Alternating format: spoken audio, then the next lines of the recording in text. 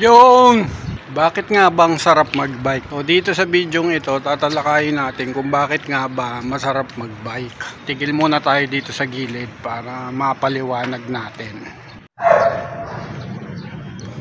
May aso. By the way, ito nga pala si Michael Umbera na ngayon ay masaya dahil ang topic ay tungkol sa usapang bike. And marami tayong kwento about yan. Andali nga, uuwi muna ako, may aso. Doon tayo sa bahay, andali lang. Umuwi nga ako dahil may aso eh. Tapos, ayan may aso nga to.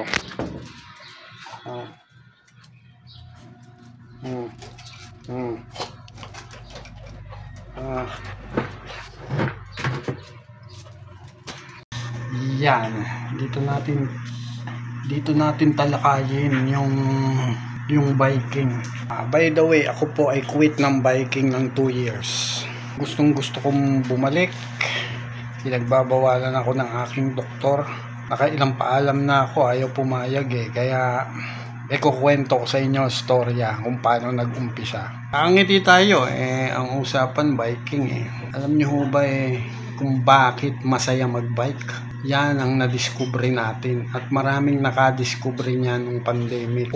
Isang pandemic biker. Pero bago pa noon ay nagbabike na. Dun sa trabaho pa lang minsan nagbabike tayo kasi malapit ako Baclaran to airport na iya. Doon tayo nag-umpisang magtrabaho, bar steward, and then naisip kong makatipid-tipid, bumili tayong bike doon. After noon, nung makabalik ako dito, nauso yung bike nung pandemic. Ang daming nag-iengganyo bago pa lang mag-pandemic, pero hindi ako nagbabike talaga. Nag-umpisa talaga akong ma-addict sa bike during pandemic. Kaya natin natuklasan. Umpisa ng mga kapitbahay, bumuo kami ng group, The Pitan Bikers. Nagbabike kami Pamoa, tapos medyo lumayo, Bulacan, tapos San Jose del Monte. Nag-solo ride tayo papuntang Kibyang. Simula nung solo ride na yon, doon nag-umpisa ang mga long ride ko. At doon ko na-discover kung kano kasarap magbike. Dati po kasi gustong-gusto na nating mag-exercise naghahanap tayo ng ka-exercise natin.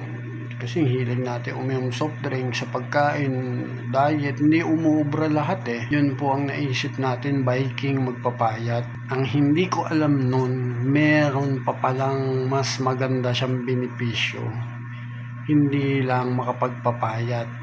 Alam nyo kung ano, meron siyang something na pag naglo-long ride ka ay mararamdaman mo na hindi nararamdaman ng iba. Alam nung mga bikers yan, alam nung mga naglo-long ride yan. Ano na yung mabudol ka? Yang budol ho ang pinakamasarap. Pagsisisihan mo pero sobrang sarap pag nakauwi ka ng bahay mo at kinabukasan nakapagpahinga ka. So nag-umpisa siyang exercise, pampapayat. Yun muna ang problema ko kung paano ako magpapayat. And yun ang pinaka naging mababa akong timbang. Diyan sa biking, diyan talaga ako pumayat ang todo. Kasi nako, yung Rizal, pabalik-balik kami diyan. Tagaytay, basta bundok. Nagtarla kami, Bataan kami, Nagbulinaw kami, Nag-Ilocos kami, Sierra Madre, Laguna Loop, Timonan, sa Tagaytay, naku, marami sa Batangas. Pero pinakamarami talaga dito sa Tanay, sa Rizal, sa Antipolo, sa Del Monte. Diyan kami nagbubudulan. Diyan kami pabalik-balik sa Timberland, sa Antipolo. Mas matarik, mas maganda. Yan, marami kang matatarik. Diyan ako nangayayat ng sobra. And sa tuwing nahihirapan ka, lalo na yung Ilocos namin, Ilocos Norte, yun yung pinaka-unforgettable Yan yung 2 days Talagang ratratan Pati Bulinaw, matindi. Pero matindi yung yung Mount Samat, umikot kami, papuntang Subic, nag-backdoor kami. Ang hirap din nun. Sa mahirap yun. Yan, shoutout sa mga kasama ko Ayan, tapos, alam mo ba habang nagbabike ka, doon namin na-discover na ang dami niya palang benepisyo. Alam mo, unang-una, yung stress mo laging tanggal. Pag mainit ulo mo, sakay ka lang ng bike, takbo ka, saka makarating, half day, pagbalik mo, okay na uli. Yung resistensya mo, yung mga gawain mo sa bahay, hindi ka napapagod. Yung dating hirap na hirap kang galing upo, tatayo, o kaya yuyuko, o kaya kung anong gumagaan lahat ng gawain sa bahay o kaya sa trabaho. Sobrang magpo-focus ka sa mga ginagawa mo. Kasi yung timbang mo bumababa eh. Tuwing may pupuntahan ako, bike na lang ang gamit ko. Pupunta ako ng Pasay, nakabike. May bibilin ako sa palengke, nakabike. Hanggat kaya kong bitbitin yung bibilhin ko, magbabike lang ako, wag lang yung mabigat na. Pero pag kaya isakay sa bike, nagbabike ako. So, ang laking tipid. Hindi ako nagagasolina. Tapos, hindi ka pa natatraffic. Yung motor natatraffic, yung bike hindi. Pwede mo pa siya buhatin isang pasagater. Sobrang effective ng bike. Yun din yung advantage pag namumundo ka sa Tanay. May pinupuntahan kami mga falls na hindi na kaya ng motor. Pero yung bike kaya pa rin. Kahit puro putek yung bundok, umulan, yung bike kaya, yung motor hindi na. Maraming napupuntahan ng bike na hindi napupuntahan ng motor. Yun yung mga isa sa mga advantage niya. Sa traffic, hindi ka matatraffic. Tapos sobrang ganda sa kalusugan. Ang pinakamagatalinhaga doon tuwing naglo-long ride ka. Kasi nakakapasyal ka. Alam mo, nakakapasyal ka ng probinsya na mas kaunti ang gastos kasi hindi ka naggas. Nakakapasyal ka ng iba-ibang lugar, iba-ibang bundok, iba-ibang dagat. Ang gaganda ng view na para kang tumatakbo. Nakitang-kita mo yung view ng sa kakaunting gastos. Yung mga pagod na hirap mo kakapadyak, mararating mong view na yun, ay talagang maiiyak ka sa tuwa. Yan, di ba? Nararanasan nyo rin yung mga naglo-long ride. Kaya nasabi ni Ian how nasarap magbike eh. Dahil doon na-experience ko yung mga sinasabi niya. Yung mga sinasabi nila Sir Ronnie. Yan yung mga pinupuntahan nila. Yan yung sinusundan namin kung ano yung i-upload niya sa YouTube. Nila, uy si Batman. Shoutout nga pala, uy si Batman. Lagi kang nagko-comment sa akin. Yan. Yun ang ganda ng pagbabiking. Sobrang sarap niya po gawin. Nakakapag-exercise ka, nakakapaglakwatsa ka pa. Pero ngayon po marami ho ang natigil. Hindi na kasing dami nung dati. Marami ang natigil magbike. Ako naman, gustong gusto ko. Ayaw naman ng doktor ko, pero ginagawa ko pa rin papuntang palengke. Hindi lang ako yung mga ahon sa bundok. Nasubukan ko rin ho magbike papasay from Fairview. Kaya pinipilit ko uling subukan kasi sobrang marami na po tayong naidagdag na timbang.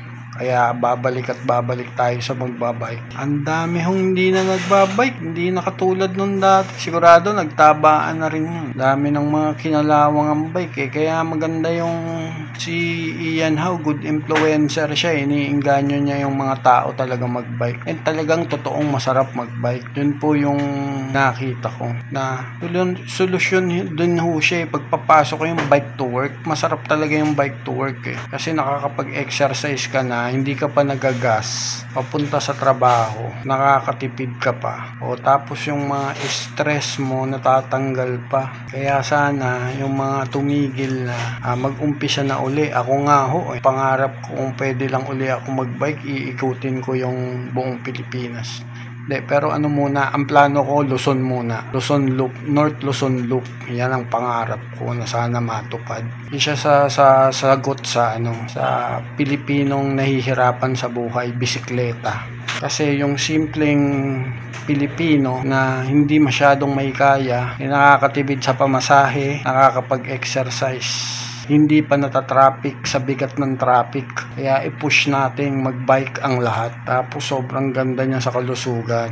Marami akong nakikita, nakakasabay na mga senior na mga hindi tumigil sa pagbabike, na mga 70, 80 nagbabike pa, nakakaahon pa ng bundok kasi mga hindi sila tumigil sa pagbabike. Kaya ako hindi ko na rin bibitawan, hindi ko na rin titigilan ng bike, kadugtong ko na siya. Malaking tulong siya sa mga mahirap na kababayan natin na Pilipino na nagtitipid. Makakapamasyal ka ng tipid, makakapasok ka ng trabaho ng tipid na hindi ka nagagas, makakapag-exercise ka ng tipid. Yan ang tulong ng biking. Along the way pa noon, habang nagbabike ako, etong damit damit na to. Yan, oh. Kasi nagpiprinting na ako dun eh. Yung mga kasama ko sa biking, yung sa dapitan, yan, unang group namin, ako gumawa ng damit. Tapos marami tayong mga kaibigan dahil puro dry fit. Gumagawa tayong dry fit noon, sa akin nagpapagawa. Pati yung mga cup ng ng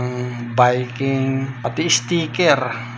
Mga sticker ng nagagawa natin. Kaya nakakatulong din na nagbabike ako habang nagnenegosyo. Maraming ganun, nagagawa mo pa rin. Yung iba nga, nagpo-photography, nagagawa pa rin. Yung pitik-pitik doon na uso eh. Pati yung mga sa motor-motor eh. Sana maengganyo natin yung mga tumigil na mga bikers na mag-umpisa uli.